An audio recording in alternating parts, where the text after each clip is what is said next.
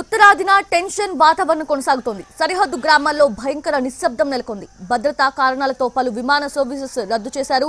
జమ్మూ, అమృత్సర్, భుజ్, జామ్నగర్, చండీగఢ్, రాజ్కోట్ విమానాల రాకపోకలు రద్దు చేశారు.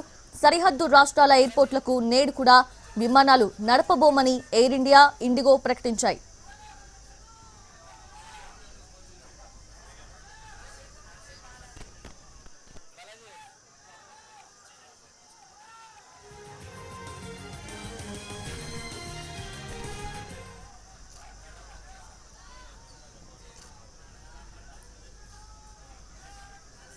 వీటిది ఉత్తరాదిన టెన్షన్ సిచ్యువేషన్ అలానే కొనసాగుతుంది. సరిహద్దు గ్రామాల్లో అయితే ఇప్పటికీ అదే రకమైన భయంకర నిశ్శబ్దం అయితే నెలకొని ఉంది. పూర్తి అప్డేట్స్ అందించేందుకు జైసల్మేర్ నుంచి మా ప్రతినిధి దినకర్ లైవ్ లో సిద్ధంగా ఉన్నారు. దినకర్,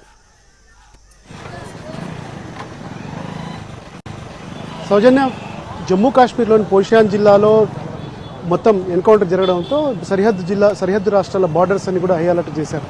దాంతోపాటు ప్రధానమంత్రి పంజాబ్లో ఉన్నటువంటి ఎయిర్ బేస్ క్యాంపుకు కూడా వెళ్లడంతో, అదంపూర్లోని ఎయిర్ బేస్ క్యాంప్కి వెళ్లడంతో ఇంకా భద్రతని కట్టుదిట్టం చేసినటువంటి పరిస్థితి ఉంది. ఎందుకంటే సైనికులకి స్థావరాలు ఏవైతే కీలకంగా ఉన్నాయో వాటన్నిటినీ కూడా కాపాడుకోవాల్సిన బాధ్యత మనపైన ఉందని చెప్పి కాసేపటి కిందట ప్రధానమంత్రి కూడా స్పష్టంగా వారికి భరోసాని ఇచ్చినటువంటి నేపథ్యంలో అంతకు ముందే జస్ట్ ఒక అరగంట ముందే కాశ్మీర్లోని జమ్మూలోని దీంట్లో పోషియా జిల్లాలో ఎన్కౌంటర్ జరగడం, దాంతో 3 టెర్రరిస్టులు హతం కావడంతో దీనికి సంబంధించి మొత్తం అంతా కూడా హై అలర్ట్ ఇచ్చారు. ఇక్కడ ప్రస్తుతం వాతావరణం సాయంత్రం 6 గంటల వరకు ఇక్కడ బ్లాక్అవుట్ ఎత్తివేసినా కానీ మళ్ళా సాయంత్రం 6 నుంచి బ్లాక్అవుట్ ఉందని స్పష్టం చేశారు. సో ఇక్కడ ఏదైతే పరిసర ప్రాంతాలు ఉన్నాయో 1037 కిలోమీటర్ల సరిహద్దు బార్డర్ ఉందో ఆ ప్రాంతంలో మాత్రం చాలా హై అలర్ట్ విధించారు. కాసేపటి కిందట ఇక్కడ జైసల్మీర్ హెడ్ క్వార్టర్లో ఉన్నటువంటి ఆర్మీ దళాలన్నింటినీ కూడా నిన్న బడ్మేర్లో ఏవైతే గొడవలు జరిగాయో, ఆ తర్వాత బడ్మేర్లో ఏవైతే డ్రోన్ల దాడులు జరిగాయో ఆ ప్రాంతానికి తరలించారు.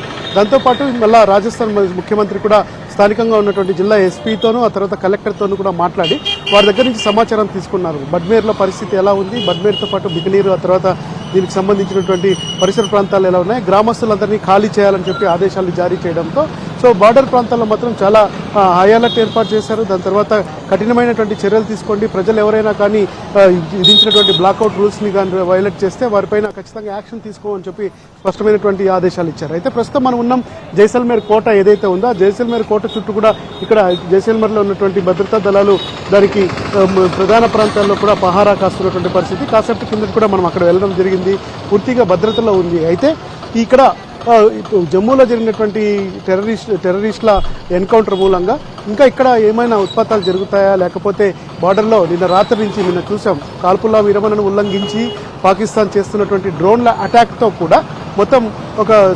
ఉద్విగ్నమైనటువంటి వాతావరణం ఇక్కడ నెలకొని ఉంది. సో ఈరోజు సాయంకాలం 6 గంటల నుంచి ఇంకా హై అలర్ట్ ఇచ్చారు. ప్రస్తుతానికి ఆర్మీకి సంబంధించినటువంటి దళాలంతా కూడా బార్డర్ చేరుకుంటున్నటువంటి పరిస్థితి.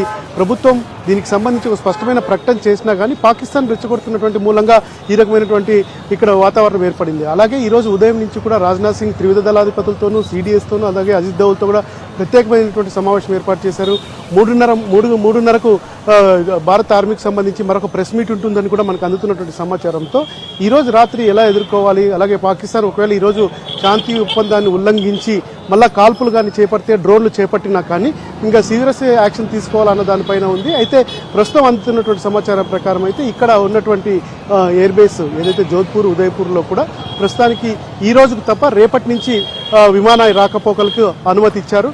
ఈరోజు సాయంత్రం 8 నుంచి 10 గంటల వరకు కూడా ఎలాంటి విమానాలు ఇక్కడ రాకూడదని స్పష్టమైనటువంటి ఆదేశాలు ఇవ్వడంతో మొత్తం ఎయిర్ బోట్లతో పాటు ఎయిర్ బేస్లో కూడా భారీ పటిష్ట భద్రత ఏర్పాటు చేయడం జరిగింది. ఓవర్ టు సౌజన్య. ఒకవేళ ఈ రోజు మళ్ళీ ఏమన్నా కాల్పులకు దిగితే, మోటార్ షెల్లింగ్ వాటికి దిగితే గనక పాక్ మళ్ళీ ఆ భద్రతా కారణాల దృష్ట్యా ఆ విమాన సర్వీసెస్ ని రద్దు చేసే అవకాశం ఉందా? రేపు కూడా ప్రారంభించకుండా కొనసాగే అవకాశం ఉందా? ఖచ్చితంగా, ఎందుకంటే బడ్మేర్ ప్రాంతంలోనే పూర్తిగా ఈ రకమైనటువంటి డ్రోన్ల కలకలం జరుగుతుంది. ఎందుకంటే జైసల్మేరు కాస్త దూరంలో ఉండడం, ఆ తర్వాత పోఖ్రాన్కి, జైసల్మేర్కి, బికనీర్కి, తర్వాత పక్కన ఉన్నటువంటి శ్రీగంగా నగర్ ఏదైతే ఉన్నాయో వీటినే టార్గెట్ చేస్తున్నారు. ముఖ్యంగా బడ్మేర్లో నిన్న 14 డ్రోన్లని బడ్మేర్లో కూల్చివేశారు. వాటి శకలాలు చాలా గ్రామాల్లో పడ్డాయి, కొన్ని డిఫ్యూజ్ చేయాల్సినటువంటి పరిస్థితి ఉంది. వాటన్నింటినీ గాలింపు చర్యలు చేస్తున్నారు. ఎందుకంటే ఈరోజు సాయంకాలం కూడా ఇదే కొనసాగితే ఖచ్చితంగా కేంద్ర ప్రభుత్వం ఇచ్చేటువంటి ఆదేశాలు, బీఎస్ఎఫ్ స్పష్టమైనటువంటి ఆదేశాలు ఇప్పటికే జారీ చేసింది. ఏమని, ఒకవేళ శాంతి విరమణ ఒప్పందాన్ని ఉల్లంఘించి పాకిస్తాన్ డ్రోన్లు వస్తే వాటిని కూల్చేయండి, తర్వాత చూద్దామని బీఎస్ఎఫ్ ఆర్మీ దళాలకు స్పష్టమైనటువంటి బోర్డర్ ఆఫ్ సెక్యూరిటీ ఫోర్స్కి ఆదేశాలు ఇవ్వడంతో సరిహద్దులో ఉన్నటువంటి ఆర్మీ దళాలన్నీ కూడా వాటిని కొట్టేస్తున్నటువంటి పరిస్థితి ఉంది. ఒకవేళ ఈ రోజు కూడా అలానే కొనసాగితే మాత్రం ఇంకా జమ్మూలో ఇవాళ ఎన్కౌంటర్ జరిగింది, మళ్ళా తర్వాత నిన్న సాయంత్రం జమ్మూ నుంచి పూర్తిగా డ్రోన్ల కలకలం జరిగింది, అది బడ్మేర్ వరకు పాకింది. సో ఈ రోజు కూడా అలానే కొనసాగితే ఇంకా భారత ప్రభుత్వం పునరాలోచించాల్సినటువంటి అవసరం అయితే ఉంటుందని మనం భావించాలి. అండ్ దినకర్ ఎగ్జాక్ట్గా మీరున్న ఆ ప్లేస్లో ఆ వ్యాపారాలన్నీ కూడా జరగటం చూస్తూ ఉన్నాము, పండ్ల వ్యాపారాలన్నీ కూడా, అండ్ కొంత ప్రజలు కూడా తిరుగుతూ ఉన్నారు. సో అక్కడ వాళ్ళలో ఎటువంటి ఒపీనియన్స్ ఉన్నాయి? సో వాళ్ళందరూ కూడా ఇప్పుడు ఓకేనా, నార్మల్ అయ్యారా, ధైర్యంగా ఉన్నారా? వారితో మాట్లాడాము. మార్నింగ్ 7 o'clock నుంచి ఈవినింగ్ 5 o'clock వరకే దైనందిన జీవితానికి ఇక్కడ అవకాశం ఇచ్చారు. వారి రెగ్యులర్ లైఫ్ అంతా కంప్లీట్ చేసుకోవాలి 5 గంటల లోపల. 5 తర్వాత నుంచి రేపు ఉదయం 7 గంటల వరకు కూడా అందరూ వారి ఇళ్లలోకి వెళ్ళిపోవాలి, బ్లాక్అవుట్ ఉంటుందని చెప్పారు. సో బ్లాక్అవుట్లో భాగంగా ఇక్కడ పవర్ తీసేస్తున్నారు. సో సగం పవర్ తీసేయడం మూలంగా జనంకు పని ఏమి ఉండదు, తర్వాత అన్ని కార్యక్రమాలు నిలబడిపోతాయి. ఇంటికి వెళ్ళి ఏవైతే ఇన్వర్టర్స్ ఉన్నాయో వాటి ద్వారానే సర్వైవ్ కావాల్సిన పరిస్థితి ఉండడంతో సో రేపటికి ఇబ్బంది కాకుండా ఉండాలనే ఉద్దేశంతో అందరూ ఈ రోజు పని కంప్లీట్ చేసుకుంటున్నటువంటి పరిస్థితి ఉంది. చాలా మందితో మాట్లాడాం. ఇక్కడ నిత్యం వాళ్ళ పనులు వాళ్ళు చేసుకుంటున్నటువంటి పరిస్థితి ఉంది. పొద్దుటి నుంచి రాత్రి వరకు కూడా ఆ పనులన్నీ కంప్లీట్ చేసుకొని సాయంత్రం 6 గంటలకు వెళ్ళిపోయి మరుసటి రోజు మార్నింగ్ 7 గంటలకు వస్తుండడంతో ఇప్పటి వరకు అయితే ఇక్కడ వాతావరణం బాగుంది. అయితే మళ్ళీ ఏమైనా ద్రోణుల దాడులు పూర్తిగా ఒక హై లెవెల్లో ఉంటే మాత్రం ఖచ్చితంగా మళ్ళీ బ్లాక్అవుట్ విధిస్తారు.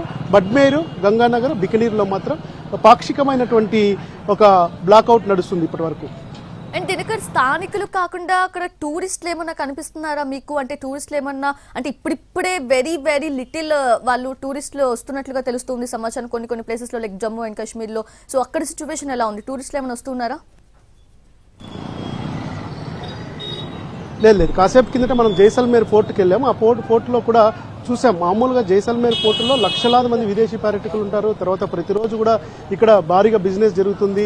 చాలా మంది విదేశీ యూరప్కి సంబంధించినటువంటి వాళ్ళు వస్తారు. ఎందుకంటే ఇక్కడ సన్ రైజ్, సన్సెట్ చాలా ఫేమస్ జైసల్మేర్లో. సో అది చూడడానికి వస్తారు. అన్ సీజన్ కూడా కావడము. ఇక్కడ ఎండలు దాదాపు ప్రస్తుతం నేనున్నటువంటి ఈ ప్రాంతంలో 48 డిగ్రీల ఎండ ఉంది. అంటే మే, జూన్, జూలై వరకు కూడా ఎవరు ఇక్కడికి రారు. కానీ చుట్టుపక్కల ప్రభుత్వ హాలిడేస్, స్కూళ్ళకు హాలిడేస్ ఇవ్వడంతో గుజరాత్, తర్వాత బార్డర్లో ఉన్నటువంటి రాజస్థాన్లో దూరంగా ఉన్నటువంటి వాళ్ళు, చుట్టుపక్కల బార్డర్లో ఉన్నటువంటి వాళ్ళంతా కూడా వస్తారు టూరిజం చూడడానికి. కానీ ప్రస్తుతం అయితే వాళ్ళు ఎవరు ఎక్కువగా కనిపించలేదు. ఏ కొండకచ్చో ఏదో దాదాపు ఒక 100 మందిలో ఒక 10 మంది మాత్రమే ఇక్కడ టూరిజం వచ్చి పోర్ట్లో అవన్నీ చూసుకుని వెళ్తున్నారు. ఇంకా ముఖ్యంగా ఎండాకాలంలో డిజర్ట్ చేయడం కుదరదు కనుక ఇక్కడ టూరిజంకి సంబంధించినటువంటి పర్యాటకులు ఎవరు కనిపించట్లేదు. ఒకవేళ వచ్చినా కానీ వారు బ్లాక్అవుట్ ఉండడంతో భయపడి వెనక్కి వెళ్ళిపోతున్నటువంటి పరిస్థితి ఉంది. Exactly Dinakar, thanks for the live.